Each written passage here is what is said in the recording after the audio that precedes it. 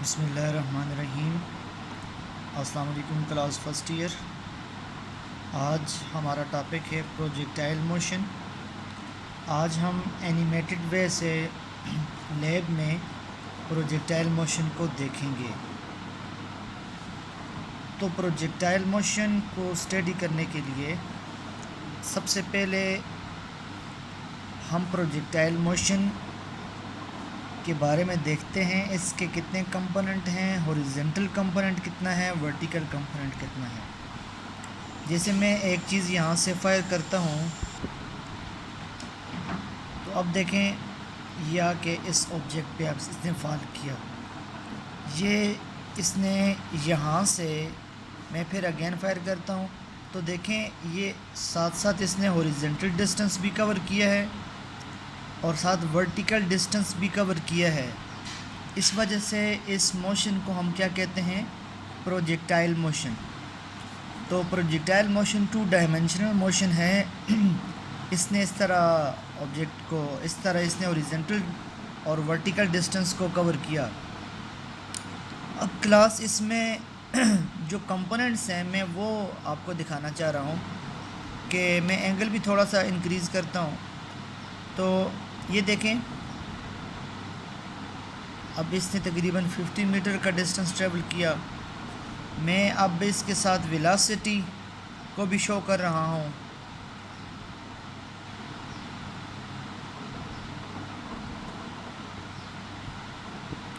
ये देखें, ये इसके साथ वेलोसिटी के 2 कंपोनेंट हैं। अगेन ये दो जो ये वेलोसिटी वेक्टर्स हैं, यानी एक कंपोनेंट मैं इसको स्लो मूव करवाता हूँ। ये देखें, ये 2 कंपोनेंट जो इसके साथ हैं, एक ये वेलोसिटी कंपोनेंट्स हैं। ये अब यहाँ से एक वेलोसिटी अपवर्ड है और एक हॉरिजॉन्टल है, फिर वो डाउनवर्ड हो जाएगी। हॉरिजॉन्टल वेलोसिटी चेंज नहीं होती। आप देखें, फिर से देखें इसको, हॉरिजॉन्टल कंपोनेंट ऑफ वेलोसिटी बिल्कुल उसकी डायरेक्शन आगे है, वो चेंज नहीं होती। वर्टिकल की चेंज होती है, कभी अपवर्ड जाती है कभी अप। आप देखें, स्टार्ट से आप ऊपर फेंकते हैं, जब बिल्कुल पीक पॉइंट पर पहुँच कर ज़ीरो हो जाती है, जब ये बिल्कुल मैक्सिमम, उसके बाद ये डाउनवर्ड मूव करती है। तो ये हॉरिजॉन्टल कंपोनेंट ऑफ वेलोसिटी और वर्टिकल कंपोनेंट ऑफ वेलोसिटी है क्लास। मैं इसके साथ वेलोसिटी कंपोनेंट को ख़त्म करके एक्सेलरेशन वेक्टर को शो करता हूँ। तो अब देखें, एक्सेलरेशन की डायरेक्शन हमेशा डायरेक्टेड टुवर्ड द सेंटर है। ये एरो शो कर रही है, एक्सेलरेशन हमेशा सेंटर की तरफ होगा। क्यों? ऑब्जेक्ट ऊपर जा रहा है, एक्सेलरेशन की डायरेक्शन नीचे की तरफ है, इसलिए क्योंकि only force of gravity act कर रही है। जब से फोर्स ऑफ ग्रेविटी एक्ट कर रही है तो फिर एक्सेलरेशन ड्यू टू ग्रेविटी होगा और ये ऑब्जेक्ट डायरेक्टेड टुवर्ड सेंटर होगा। तो ये हमने वेलोसिटी। अब मैं एक्सेलरेशन को भी ख़त्म करके सिर्फ फोर्स वेक्टर को इंडिकेट करता हूँ कि फोर्स वेक्टर किस तरह होगा। अब देखें, एक फोर्स ऑफ ग्रेविटी डाउनवर्ड है, हॉरिजॉन्टल कंपोनेंट ऑफ फोर्स ये है, क्योंकि फोर्स के भी 2 कंपोनेंट हैं। तो जो फोर्स ऑफ ग्रेविटी, असल जो फोर्स रिस्पॉन्सिबल है वो डाउनवर्ड है।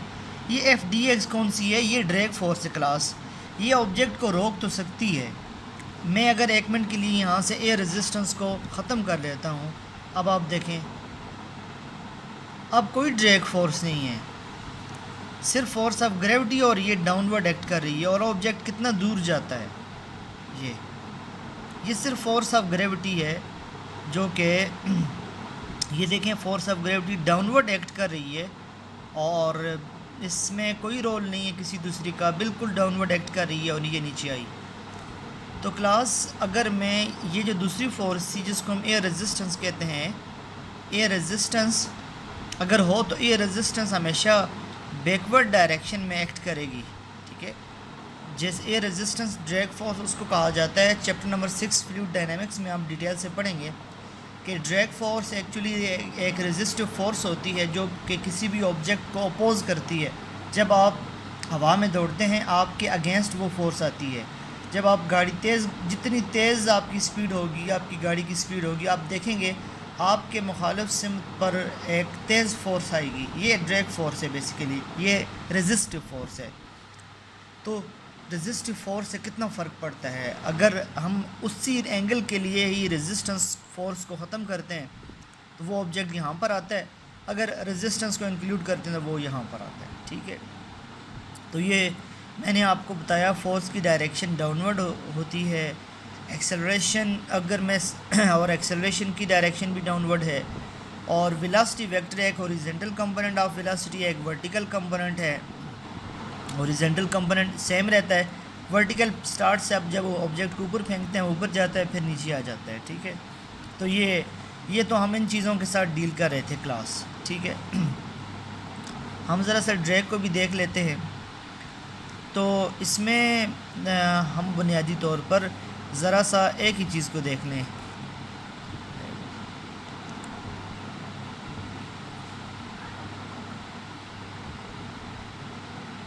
इसमें अब एंगल है 80 डिग्री। ज़रा एंगल इनिशियल स्पीड पर ऑब्जेक्ट कैसे डिपेंड करता है। ये मैंने ऑब्जेक्ट को फेंका, ये ऑब्जेक्ट यहाँ पर आ गया। ठीक है, आपने देखा। अब मैं इनिशियल स्पीड को कम करता हूँ, इनिशियल स्पीड को मैंने कम किया। अब देखें ऑब्जेक्ट कहाँ पे आया, वहीं पे।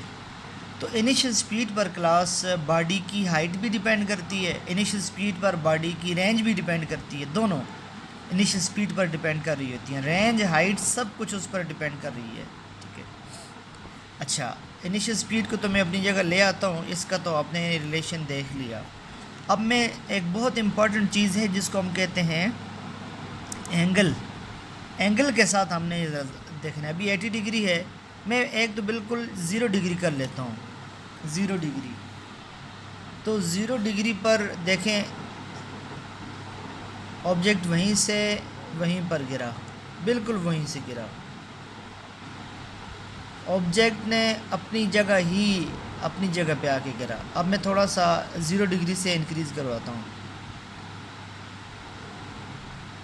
ये हमारे पास 90 डिग्री था, तो 90 डिग्री पर आपने देखा हाइट जो है वो मैक्सिमम थी।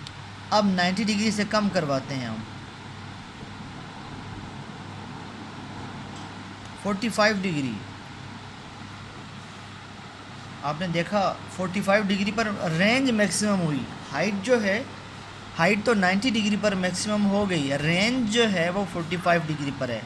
अगर आप इससे कम करें, 45 को आप 30 पर लेके आ जाएं, तो आप फिर देखें, ये देखें ये उसको नहीं पहुंच सका। अच्छा, हम 60 पर लेके चले जाते हैं, थोड़ा सा 45 से ज़्यादा कर लेते हैं।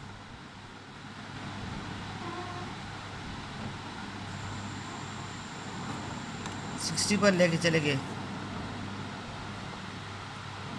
ये तो आपने देखा बिल्कुल सेम है। 45 डिग्री पर रेंज मैक्सिमम है, रेंज कहते हैं हॉरिजॉन्टल डिस्टेंस को। रेंज मैक्सिमम है 45 डिग्री पर, हाइट मैक्सिमम है 90 डिग्री पर, और डिफरेंट एंगल के साथ आपने देखे। अब प्लस एक और चीज़ इसमें बड़ी इम्पॉर्टेंट है जिसको आप सप्लीमेंट्री एंगल कहते हैं, कि वो एंगल जिसके लिए बराबर है, यानी 90 डिग्री और 60 डिग्री, और इसी तरीके से अल्टरनेटिव एंगल्स हैं जो, यानी वो एंगल्स जिन पर ये रेंज बराबर होगी।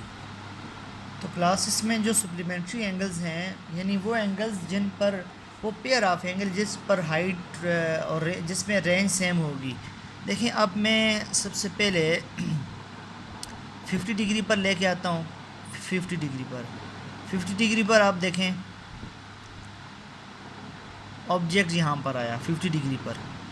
अब मैं 40 पर लेके आता हूँ। 40 पर आप देखेंगे 40 पर भी बिल्कुल वही उसी जगह पे जाके, ये देखें, अगरचे हाइट में फ़र्क है, रेंज में कोई फ़र्क नहीं है। तो ये दो डिफरेंट एंगल्स हैं, इन पर इनकी रेंज सेम है। एक की 40 थी, एक की 50 थी, लेकिन दोनों की सेम है। इसी तरह क्लास में एक तरफ 30 पर लेके आ रहा हूँ, 30 पर मैंने फ़ायर किया, 30 पर अब देखें यहाँ पर आया ऑब्जेक्ट, मैं करीब कर लेता हूँ यहाँ पर। तो अब क्लास में इसको लेके जाता हूँ 60 डिग्री पर,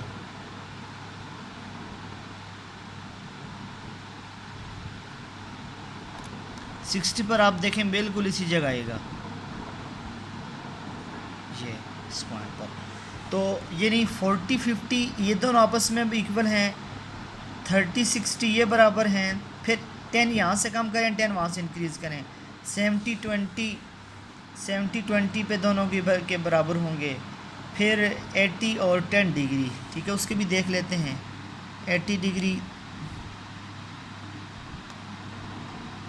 डिग्री पे हमने फ़ायर किया, यहाँ आ गया। अब 10 डिग्री पर भी देख लें,